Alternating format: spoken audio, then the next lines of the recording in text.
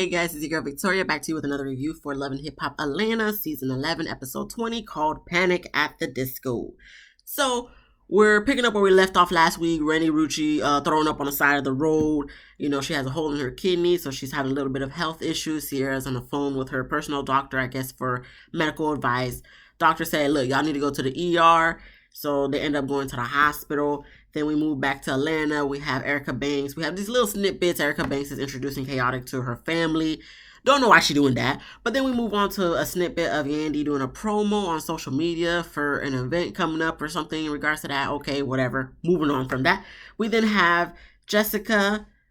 She's having a lunch with her friends saying, you know, it's a new her and whatnot. Okay, that's cool. And then we move on to Zell and Saucy Santana. They meet up at a jewelry store. Zell's buying Saucy a bracelet. You know, Saucy wants to know how much it cost. Now, I mean, some people want to know. For me, I don't need to know. I mean, as long as it's real. Like, if we're at a jewelry store, like, obviously you would want it to be real. But for me, as long as it's not going to change color, like, we good. Like, I like the nice stuff, but I don't need to be breaking the bank for the nice stuff. I mean, only thing I'm gonna be breaking the bank for is for some food. Yeah, if you've been watching my channel for a little bit now, food is life. Okay, food is life. You know, if we're not talking about food, what are we talking about? Okay, so you know, take me to a nice. I would prefer a nice restaurant than, you know, nice jewelry, because yes, I guess, you know, jewelry's assets and blah blah blah. You know, I get that, but I'm going to enjoy the food more than the jewelry. I'm okay with getting cheap stuff. You know, that's no problem for me. Like I said, as long as it's not going to turn, give me some sterling silver and whatnot. You know, we gooch. But if you want to give me a $20,000, $10,000 bracelet, I guess. But for me, I'm just like, you know, you could have just gave me the $10,000 in cash. I would have been living great. I would have been being fed very nicely for, you know, a couple months, you know, maybe half a year with $10K. But, you know, that's just me. Anyway, back to these folks. So they're talking, you know, and I'm just looking at Zell's hairline, and I'm just like, so whatever you're using to color this hairline, it's really colored in. Like, unnaturally colored in. Like, I know some people have jet black hair, like, such as, you know, me, whatever. But no, like, his is not even jet black. I don't know what's blacker than jet black, but his hairline, all that, is blacker than jet black. Like, I'm like, oh, this, you know, you really, you know, got to spray it in there or whatever you use, because that's not your real hair color. But okay, you know, if you like it, I love it, Zell. And I guess Zell wants to introduce Saucy Santana to his friends. Saucy kind of like a little, I don't want to say suspicious, but he's a little skeptical and whatnot. But it's just like, if you introduced him to your peoples, why wouldn't you want to meet his peoples? Unless this is just for a PR stunt, so you feeling like there's no need for you to meet his people. But once again, if you introduced him to your peoples, like, I don't understand why you wouldn't want to meet his people. But in the meantime, Zell was trying to kiss him and all that stuff. So Saucy's not really with that PDA type of stuff. So, hey, to each your own. You know, do I like PDA? A little bit, not too much. You know, some people be doing the most. You know, I'll do a kiss here and there. You know, as far as full-blown making out, no, we could keep that behind closed doors. You know, but you know, he not with it at all. So, hey, to each your own. As long as you're not doing that behind closed door, we good. You know, I can respect you not wanting PDA, but if it's a whole different thing behind closed, that's fine. We move on then to Erica Banks, Chaotic, and her manager meeting up with her lawyer in regards to her record label situation that she signed to 1501 Entertainment. And I guess they found a loophole to keep her signed, like saying that she signed for an extra year or whatever. So I guess she wants to file a lawsuit. But the lawyer is like, if you were to file a lawsuit, this could hinder your career in regards to making music and all that stuff for like up to 4 years. So she asks, out of all people, she asks Chaotic what he thinks. So he's just like, don't go to war, because she got things going for her right now in regards to her music, all that stuff. So, you know, in my personal opinion, I mean, I can understand where she would be in a dilemma, but if you really focus on your career and this could hinder your career, then it's kind of just like, I mean, I guess, you know, don't go to war. But, you know, I don't have no type of expertise on telling her what to do. You know, that's really for the lawyer and her manager to discuss. But, you know, I mean, I'm not mad at Chaotic's opinion in regards to it either. So that's just something she's gonna have to figure out. But I think she's just gonna go with chaotic says and not file the lawsuit because she's not trying to hinder her career for up to 4 years. Which, once again, I understand it's a 50-50 situation, but it's just, which one do you want? Do you want to get justice for your situation, or do you want to continue making music and, possibly still be linked to these people for another year or so? So we then move on to Bambi. She's doing her music. She says it's going good, but her life is in shambles because, the palace people keep messing with her and, keeping her name in the blogs and whatnot. So she's not really trying to focus on them. She's just trying to focus on her kids and career. So, hopefully they're not the reasons for you having panic attacks, but I'm pretty sure, that we're going to see later on in the episode. But I'm pretty sure they have, they're an addition to why you probably are having panic attacks, Bambi. So we then move on to Carly. She's meeting up with Amy, at her rehearse session that she's doing for, I forgot what she called it. We'll get to that event that happened at the end of the episode. Showcase. So Amy comes up and, they talk about Spice for a little bit. And then Carly asks Amy to be on her new record. And she does admit that initially Erica Banks was on it. But, because Carly dating Erica Banks, president of 1501 Entertainment, and Erica Banks not really effing with that company record label, even though she's signed to them, so she don't want to be on the song no more. So Amy said, that's her loss. She's down to jump on it because the song sounds fire. And then they talk about Amy, her ex, and her family situation, and Amy said she's gonna support Carly, and the song is hot, and she's petty, and there it is. Look, anyway, I don't care. Erica Banks don't want to be on it. Do I think that was a mistake? Yeah, because at the end of the day, if you was trying to focus on your career, this is a way to, bring up your career. But, to each your own, you have the right to choose if you want to be on a song or not. So she pulled herself from it. Amy got on it, and Erica Banks better not feel no type of way because you pulled from it. So what you want Carly to do? She's not going to do no song by herself, so here we are. So then we move on to the festival that Spice is performing at. And in Belize, Rennie's feeling a lot better. They said, I guess the doctor said she possibly had a heat stroke. So, she just got some rest, had some water. So she's all good and, shaking that thing on stage. So Spice performs. She brings the girl on stage. They all have a good time. All is well in Belize.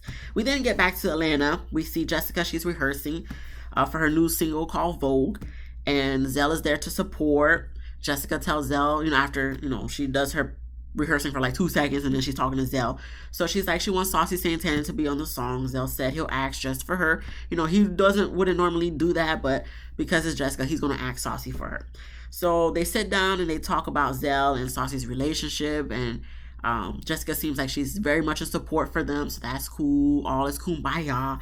And that's it. Now, as far as her song, I'm not gonna lie, I actually like the song.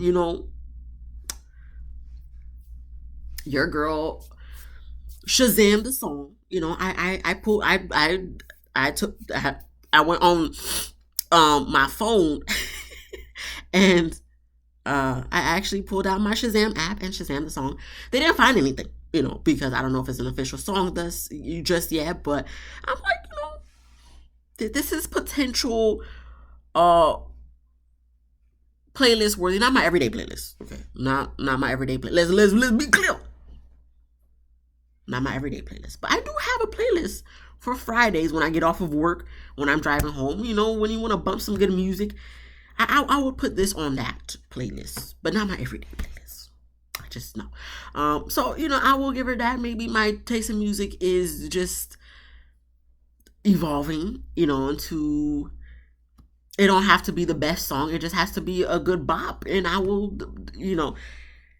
because, I was told in regards to Love and Hip Hop Miami that me actually kind of liking the Hollywood Twins song from last week's episode was a L. From someone personal told me that. But I still kind of like it though, but so, I'm pretty sure that same person gonna say Victoria. No, Jessica's song wasn't it. But if it was on YouTube, I have to look, but I probably will put it on my Friday playlist. So I'm sorry, to the person who wanted to let me know I took an L for liking the Hollywood Twins song. Anyway, so then we get to Spice and the girls. They have a rooftop dinner. I guess they're winding down to the end of their little trip in Belize, and they talk about their healing, what they've learned on the trip. And Sierra brings up Eric and that he was with a group of girls last night. Zell sent him Zell sent her, I guess, a picture or whatever the case may be. So technically they're not together, but it did trigger a little bit, and Eric is just a piece of shit for that. But I'm just kind of looking at you, Sierra. Like, I understand you may feel a little jelly, and upset.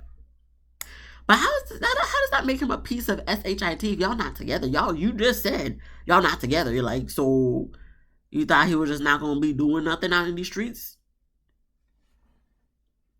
Like, y'all not together though. Like, I don't understand.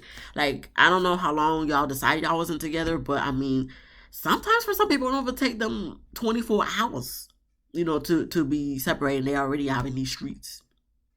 Especially if someone has like a very high sexual drive, like it really doesn't take them long, And who's to say they wasn't doing nothing in your relationship? So I'm just, on a technicality, Sierra, if y'all not together and he already jumped in some poom poom or just hanging out with girls at the club, I don't think that necessarily makes him a piece of shit. But I could understand why you would, look at him sideways like, dang, it didn't take you long to jump back in these streets, you know what I'm saying? But, why don't you jump back in these streets? I mean, if you're not ready for that, don't listen to me. Take your time to heal and whatnot. But it's just like, if he's doing him, and then you do you. They're not together. Anyway, we move on from that, and we see that Sierra's also heard about the whole Bambi situation, and she wants to be her friends again because she was really good friends with Bambi.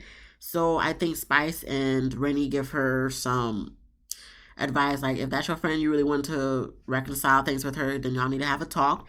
And then we get to talking about Erica Banks and Rennie Rucci.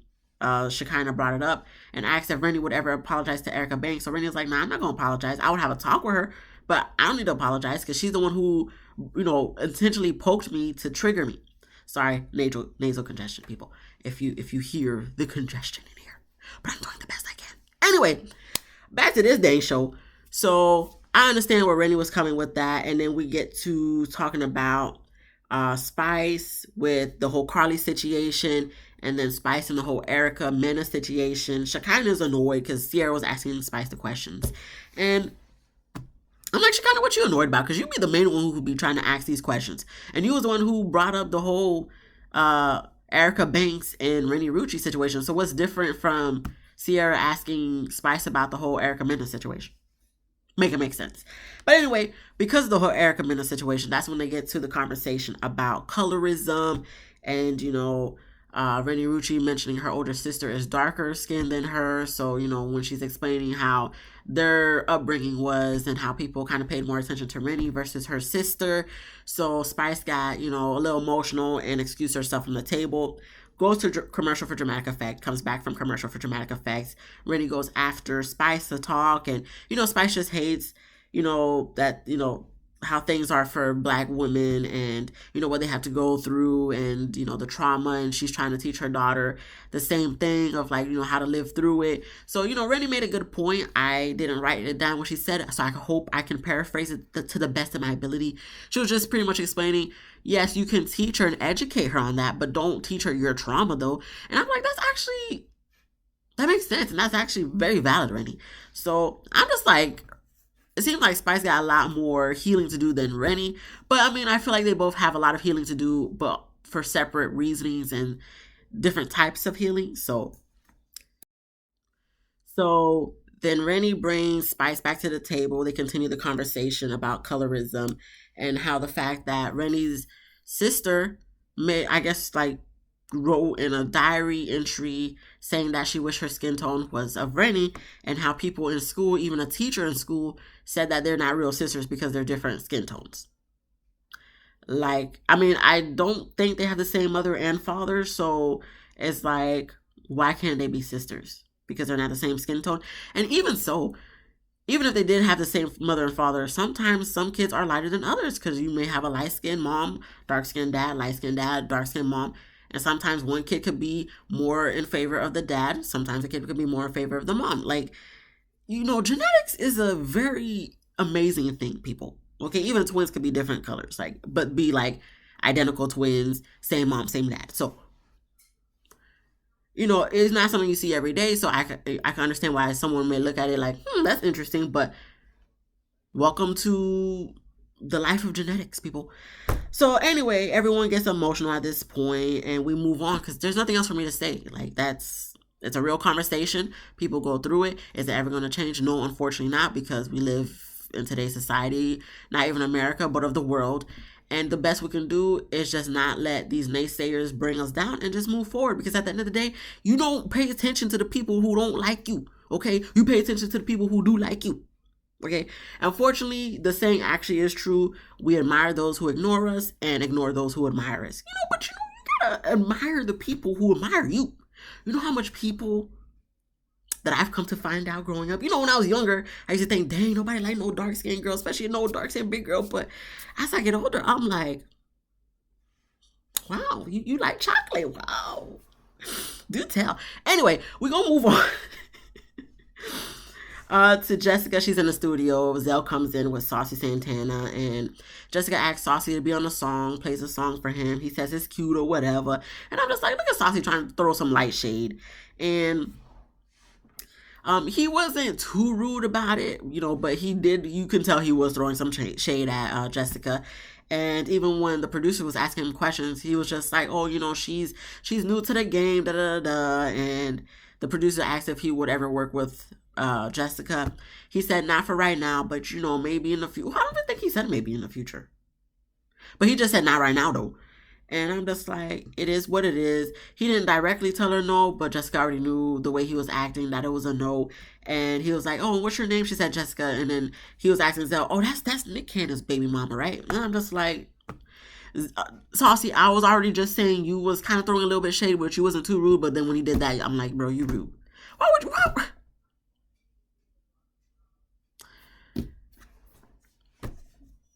Yeah, but if someone said something about you that, kind of triggered you, you'd be upset and, you would. All right. That was rude of you, Saucy. So, I mean, that was kind of effed up in my personal opinion. But whatever. It's not the first time Jessica heard it. So she took it. She took it without getting emotional. But at the same time, I know she kind of was a little triggered by you mentioning that. Because I'm pretty sure at this point, she don't want her name associated with Nick Cannon, even though she kind of associated herself with Nick Cannon when she was introduced to Love and Hip Hop.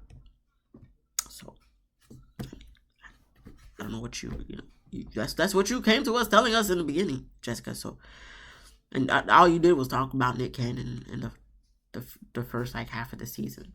So like I'm trying to vouch for you, Jessica, but at this point, like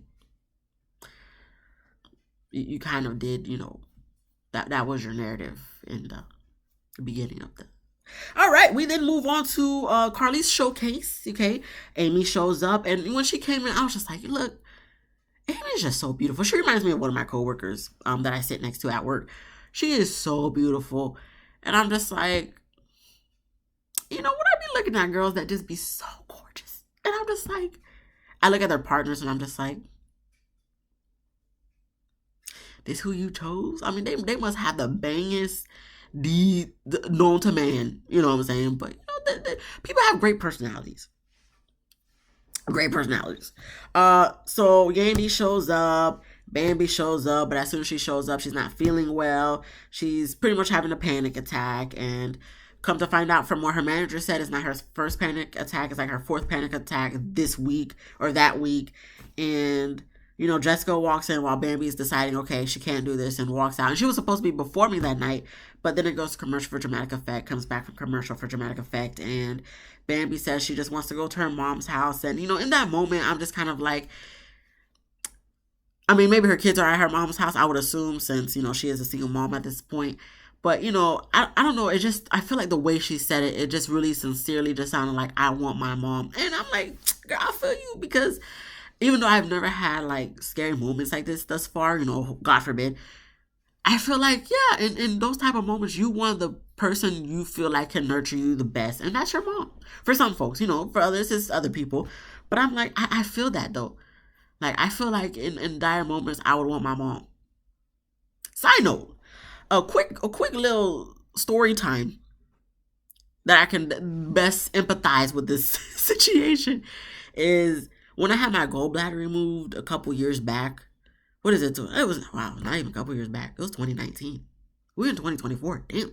Anyway, when I had my gallbladder removed in 2019, when I was waking up from the anesthesia and whatnot, I was kind of like, obviously like a little loopy. So I was like, what the hell? Where the hell am I? I'm in pain and shit. I'm like, where? And then when they seen that I was waking up, they was like, oh, you could bring her family and stuff. And then when I saw my mom, I kid you not, y'all, your girl cried, bro.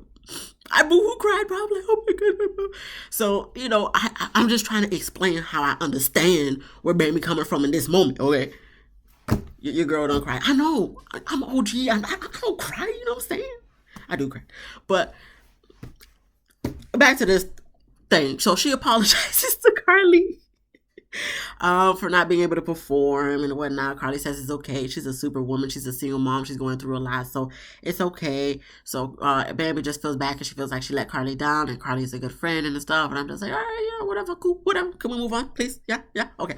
So back in the showcase, pretty much they said the show must go on. So Carly and Amy perform, and before Yandy even said anything, I'm just looking at the performance. I'm like, y'all didn't rehearse nothing, did you? Y'all just winging it at this point, aren't you? Y'all really just winging it, huh?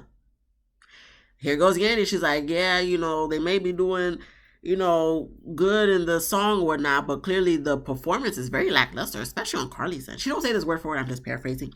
So after the rehearsal, Yandy does tell Carly, like, y'all need to rehearse. And, Carly was, I don't know if Carly, what exactly she said, if, like, they're improvising or whatnot, but she wasn't taking it too serious to her in regards to her choreography. But in my head, I'm just like, yeah, we see that, Carly. Like, that's a no-brainer. And then, her and Amy was just kikiing. And, excuse me, Amy didn't say this word for word. I'm just going to paraphrase. But Amy just said she's going to get some dick tonight. Yeah, good. Yeah. Why wasn't he there? Matter of fact, where Mozzie at? Why wasn't he at the performance? Unless you told him to be at home, waiting for you, ready for you. You know what I'm saying? I mean, that was the end of the episode. Amy gonna get dick. Carly probably gonna get dick. Bambi, I hope you're feeling better. We're not gonna joke about, there's nothing to joke about, no panic attack. I've never had one personally, but it don't seem like it's anything fun. So, hopefully Bambi feels better. I'm glad Rennie's doing better. And, hopefully these people could get some healing. That's it. If you like this video, because I'm just sounding hella congested and I got another show to watch to review. If you like this video, please give me a thumbs up. Okay. If you laughed at least once, please subscribe. If you didn't laugh, I understand the nasal congestion you might be a little thrown off. So I understand. Come back next week. Okay. There's going to be another episode. So come back next week. Hopefully I can make you laugh. You can subscribe then. Comment down below what you thought about this episode. Be easy, breezy, lemon squeezy, and I'll see you guys in the next one. Peace.